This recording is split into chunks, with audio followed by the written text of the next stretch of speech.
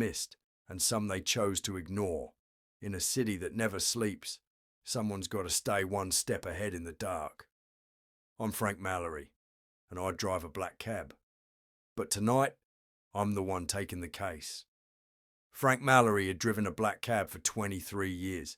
He knew every shortcut from Shoreditch to Shepherd's Bush, every kebab shop open after midnight, and every pub where secrets like to hang around with stale beer.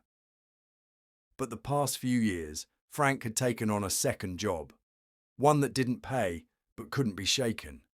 He solved things, or tried to. He still kept a notebook in the glove box, pages full of scribbles, names of fares who said too little or too much, oddities in the cityscape, rumours overheard at traffic lights. Most nights it was nothing, but sometimes the meter ticked into something more. It was raining when she climbed into the back. Early April, streets slick and the sky bruised. "You working?" she asked. Frank gave a half smile in the mirror. "You're in the back seat, love. What do you think?" "Right." She bit her lip. "I need a ride, and maybe something else." Frank raised an eyebrow. "I'm not that kind of cabbie." She almost laughed. "No, I think someone's following me." That's how it always started. Her name was Emily Clark. A teacher, sharp eyes, quick tongue.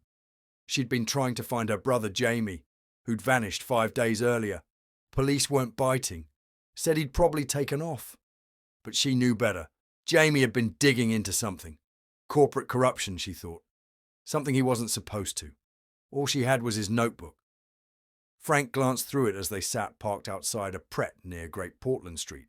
It was strange, half coded, half poetic. Phrases like, "The red lion lies and numbers don't sleep, but stones do." Obscure references, dates marked with stars. One page simply said, "If I disappear, look where London sleeps beneath itself." Frank frowned. "Ever hear of the mail rail?" "The what?" He started the engine. "Old abandoned underground postal railway. Shut down years ago. Some say it still hums." Chapter 2. Beneath the city. They found the entrance under Mount Pleasant sorting office. Frank had a mate, Stan, who worked security and owed him a favour from back when Frank kept a certain incident off the police record. They went in after hours. Torchlight flickered off old brick and rusted tracks. The place smelled of dust and old secrets. Half a mile in, Emily froze. "Listen." A low hum.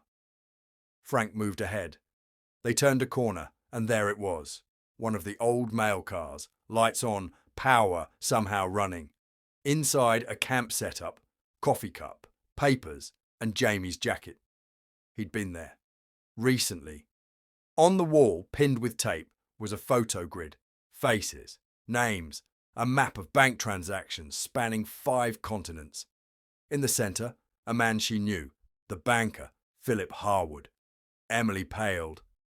"He works with one of Jamie's clients." Frank studied the map.